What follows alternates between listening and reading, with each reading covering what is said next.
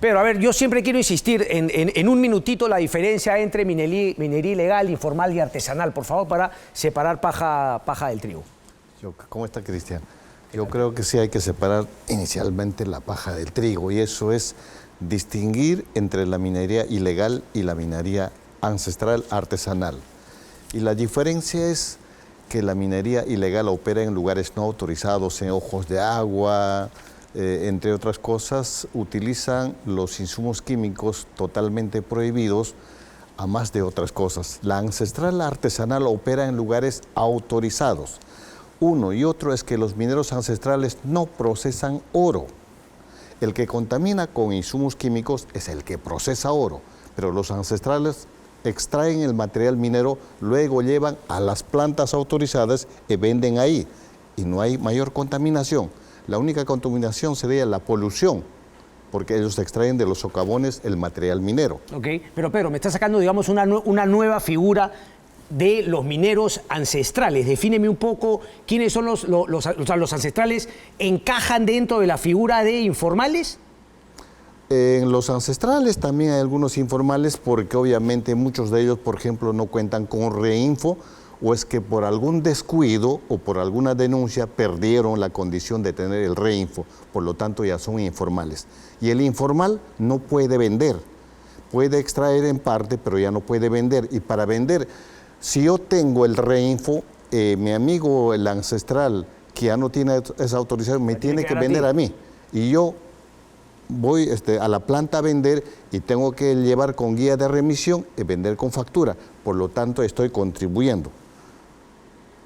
¿Por qué me dices que no trabajan, que no extraen oro? ¿Y a quiénes está justamente, digamos, quiénes sí extraen oro? Le extraen oro en las plantas, las grandes mineras, las medianas mineras. No, está claro, no, eso sí me queda, pero digamos, dentro del tema de el reinfo, me queda claro que en Madre de Dios, en Zona de la Selva, extraen oro ilegal. Pero eso es oro ilegal. Eso es oro ilegal en gran parte. Ok.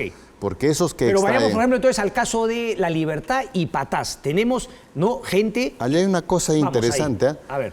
Muchos hablan de Patás sinónimo de ilegalidad. Tanto la concesionaria, a veces la policía y los políticos dicen que Patás es mineros ilegales. Totalmente falso. Patás es una tierra muestra en el Perú de minería ancestral artesanal. Pero de oro. De oro, de oro. Okay. Desde más antes de los incas. Como ejemplo es que, por ejemplo, una parte del oro de Patás haya sido extraído y llevado a Cajamarca para el rescate de Atahualpa. Esa es una muestra clara. Y toda esa gente... Pero entonces hay artesanales que extraen oro. Artesanales, efectivamente. Ok, entonces hay artesanales. Ellos sacan de socavones. Ok. Hace 50 años ellos procesaban oro en pequeña cantidad, oro nativo. Pero ahora ya dejaron porque ya extraen y llevan a las plantas, a Trujillo, para vender a las plantas legalmente autorizadas. Ok, pero también hay ilegales en la zona de Patás. Es decir, algunos son ancestrales, pero también obviamente han entrado mafias. Los ilegales generalmente son migrantes. Después de la pandemia, ¿qué es lo que ha pasado en Patás? Hubo una llegada masiva de la criminalidad organizada. Okay. Inicialmente la criminalidad transnacional y luego la criminalidad regional y local. Esos son los ilegales. Y muchos de esos ya tienen compradas minas. Esos son los ilegales, pero yo diría más que ilegales, son delincuentes. ¿Cómo se puede combatir eso? Obviamente con un buen trabajo de inteligencia de la policía y luego tener pues el apoyo, la población organizada y obviamente la mediana minería, que finalmente es la concesionaria. Pero si hay ruptura, obviamente que eso no se va a solucionar. Ok, pero los concesionarios, porque justamente te vi en un comentario, ¿no?, en punto final. Decías también que, por ejemplo, no sé, la autorización de las concesionarias nunca se va a dar en muchos casos de mineros informales. Pero yo conozco en algunos casos en Patás de que sí les dan la autorización. Pero una cosa es darle la autorización a un informal, a un artesanal, ¿no?, como dices tú, ancestral, y otra cosa es lidiar con las mafias criminales organizadas que se empiezan a meter sin ningún tipo de consulta, asesinan y roban en las concesiones legales, formales. Allí hay varias cosas, ¿no?, por definir. Para empezar, Patás toda la comunidad ancestral, pero el gobierno concesiona a una tercera empresa, el subsuelo. Entonces, para la concesionaria, el ancestral que reclama ya es ilegal. Y muchas veces la concesionaria los denuncia por eso, por diversas cosas. Entonces, no hay buena relación entre los artesanales y la concesionaria. Pero en otros casos sí han resuelto ese problema, el problema de las bambas. Cuando concesiona a las bambas, estaban 1 o 2 comunidades. ¿Qué hacen las bambas? Hacen un esfuerzo de construir toda una ciudad a una altura por más de 4.000 metros. Y lo trasladan a ellos los mineros y se soluciona el caso. Pero en el caso de Patás no. Cuando... Ok, yo entendería una minería ancestral donde seguramente encuentran un cerro que tenía una veta de oro y lo han venido sacando históricamente. Obviamente no han accedido al dinero para hacer una explotación, digamos, de mayor envergadura, pero lo sacan justamente de manera artesanal, ancestral, como dices tú. Pero en otros casos hay que justamente un minero formal, grande si se quiere, logró la concesión del Estado, invirtió un montón de plata en hacer las perforaciones hasta que encontró la veta. Entonces, ahí el caso es distinto, porque no es un tema que ancestralmente sacaban, sino que ahora saben que ahí hay una minera grande que encontró una veta porque invirtió en perforación, la está explotando y quieren entrar a quitarle ese oro que se supone el Estado se lo ha dado en concesión. No, lo que pasa es que la concesión, en el caso de Patás, son 3.500 hectáreas. Ese es el territorio de la comunidad y está concesionada las 3.500 hectáreas. Pero la concesionaria produce en 3 o 4 o 5 lugares. El resto es una concesión ociosa. Ahí es donde operan ellos, los artesanales, y el problema justamente es por eso. No con todos, pero unos pocos también trabajan con la misma empresa. O sea, yo como concesionaria podría decir, trabajo contigo, contigo no, porque reclamos mucho. Esos problemas se deben solucionar. No es un problema de enfrentar a la mediana minería ni la gran minería con la artesanal. El problema es solucionar. Y a eso quiero llegar. Entonces, Pedro, ¿tú estabas a favor de la extensión del Reinfo? Obviamente, porque el 31 de diciembre se vence el Reinfo y el hecho de eliminar el Reinfo significaría echarlos así, sin suerte, cerca de 300.000 personas que dependen... Pero eres consciente, perdón que te interrumpa, Pedro, porque el tiempo siempre me gana, de que la extensión no soluciona el problema de fondo de lo que me acabas de decir. No soluciona pero es que ha nada. salido. Incluso el Premier ha dicho que, dice, los ilegales ahora harán lo que quieran, ¿no? Incluso no ha planteado la posibilidad de que ellos puedan observar. Cuestionan la decisión de prolongar la vigencia del Reinfo, la Sociedad Nacional de Minería y Petróleo, Comex Perú, etc. Reinfo ha sido una estafa de 20 años, una mesía. Entonces yo quiero entender, claro, la gente es consciente de que el Reinfo no es la solución. No es la solución. Pero ¿te parece? Es un mecanismo temporal. Ya, pero temporal que ya ha perdido su concepto de temporalidad. Ojo, que no es por culpa de los mineros, es por culpa del Ejecutivo, o sea, del gobierno. Déjame hacerte una pregunta. ¿Tú no crees que a los ilegales, ojo, no a los artesanales e informales que tú defiendes ancestrales, no crees que a ellos les conviene pescar a río revuelto dentro de todo este tema de...? Por eso es que hay que separar, pero para separar por lo menos deberíamos saber cuántos ancestrales realmente tenemos y cuántos ilegales. Eso es un censo para empezar. Eso no se ha hecho hasta ahora. ¿Por qué crees que finalmente no se hace? ¿Tú estás de acuerdo con la ley MAPE que se plantearía? En parte, porque la ley MAPE... Bueno, pero ¿no te parece que en todo caso, Pedro, la ley MAPE habría que debatirla, profundizarla, corregirla hasta que salga un buen documento, pero es mejor que seguir extendiendo el Reinfo ad infinitum? En realidad, ir al camino de la formalización, esa es la solución. En general, Cristian, nuestro mayor problema, lo ha dicho la Sociedad de Consumidores, no es la informalidad, sino la formalidad. Porque tenemos solamente menos del 30% de formales en el Perú, en general, y tenemos más del 70% de informalidad.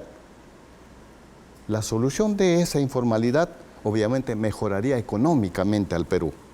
¿Pero qué me estás planteando? Entonces, ¿cómo logramos la formalidad si justamente el Reinfo era registro integral de formalización minera y claramente ha fracasado? Pero no formalizaban nada el Reinfo, fue un mecanismo temporal simplemente. Pero no solucionaba en nada la formalización. ¿Tú crees que Eduardo Salguana, presidente del Congreso, quiere formalizar a la minería o lo que quiere es jugar con minería ilegal? No, lo que pasa es que lo que acá hay que hacer es escoger a los mejores técnicos, sean del Congreso o del Ejecutivo, y trabajar en este mes. Si es que no se trabaja, en menos de un mes nuevamente tendremos a esos mineros en las calles. ¿Qué papel juegan las plantas, Pedro, desde tu punto de vista, para ayudar justamente a la formalización? Porque hoy por hoy las plantas silban, miran el techo y finalmente reciben el mineral, en muchos casos sabiendo que es minería ilegal. No creo. No creo realmente. Pero cosas... tú me acabas de decir que, o sea, me has dicho, no hacen abuso del reinfo para justamente darle un maquillaje de formalidad a lo que es minería ilegal. Es que el funcionamiento de las plantas tiene otro mecanismo. Entonces, ¿qué? Las plantas venden con factura, entonces ahí contribuye. En el caso de La Libertad, te voy a decir, pues dicen que en La Libertad nadie paga, todos los ancestrales pagan. Revisas la página del Ministerio de Economía del año pasado, los ancestrales contribuyeron más de 2.000 millones. Eso es mucha plata. Pero podríamos tener mucho más si es que realmente se aplicaría el camino de la formalización. Entonces, ¿qué opinas tú, Pedro, respecto de, digamos, la crítica que hace la Sociedad Nacional de Minería, Víctor Govich, ¿no? Y finalmente otros empresarios que se han vinculados a este tema? Muchas veces en estas cosas, como el funcionario, nuestros burócratas son más, digamos, pegados al papel. Solucionan cosas en el papel, pero en la práctica no solucionan nada. Mira, el tema de Ayacucho, de Apurímac, de La Libertad, Arequipa, etcétera, tienen diferencias particulares. Y eso, en primer lugar, habría que hacer una evaluación, porque si no, simplemente estamos solucionando en papeles, pero cuando vamos a la práctica, realmente es un desastre. De los 12.000 millones, 10.000 dicen algunos que se mueven, ¿cuánto crees tú que podría formalizarse y cuánto es finalmente que hay que eliminar de minería ilegal en Madre de Dios, en zonas que son protegidas, etcétera? Claro, hasta ahora se han formalizado aproximadamente un 2%. Si es que el reinfo se extendiera por 20 años o por 50 años, no se formalizarían en las condiciones como están. Okay. Porque el mayor problema es que están trabajando en concesiones de terceros. Eso es el problema que hay que solucionar. Pero tú me estás diciendo que un porcentaje mayor es un problema de trabajar en concesiones de terceros. Mi pregunta era, de ese monto, me imagino que obviamente lo más valioso es el oro, porque es lo que más significa en términos monetarios. Pero ¿cuánto de eso es minería que tendría que ser erradicada? Hablo de minería ilegal en zonas de recursos, mafias que se dedican a la minería que tendrían que ser erradicadas. Tenemos minería ilegal, por ejemplo, en la parte con la frontera con Ecuador, que es una invasión incluso de los mineros ilegales ecuatorianos. En las zonas como tenemos en la parte de la triple frontera, que es una invasión de los resilientes de las FARC hasta el río Nanay. Tenemos obviamente la parte de Madrid, eso nadie lo va a negar, y el corredor que va hacia Puno incluso. Y todo ese oro se va, no como oro peruano, sino se vende como oro boliviano, y en la parte de Ecuador como oro ecuatoriano. Ok, solamente una última pregunta, Pedro, agradeciéndote por haber estado aquí. ¿Te parece que en 6 meses se va a poder solucionar el tema con una ley MAPE o se va a ampliar nuevamente 6 meses más? En las condiciones como están, no creo. ¿A qué te refieres con las condiciones que están? La falta de voluntad política y de verdad querer hacer cambios. Faltan técnicos, faltan personas que solucionen realmente. Pero los técnicos los consigue, o sea, no suena feo, pero a los técnicos obviamente no los contratas para que hagan un trabajo técnico. O sea, si es que no haces eso es porque no hay voluntad política y quieren mantener el status quo. Y en parte incluso las concesionarias tienen que ceder, o sea, saber convivir. Ok. Hay un tema ahí también respecto de concesiones ociosas que me parece también que es un tema a atender. Es una cosa pragmática, interesante. Pedro Yarán, un placer como siempre. Muchas gracias, maestro. Listo, perfecto.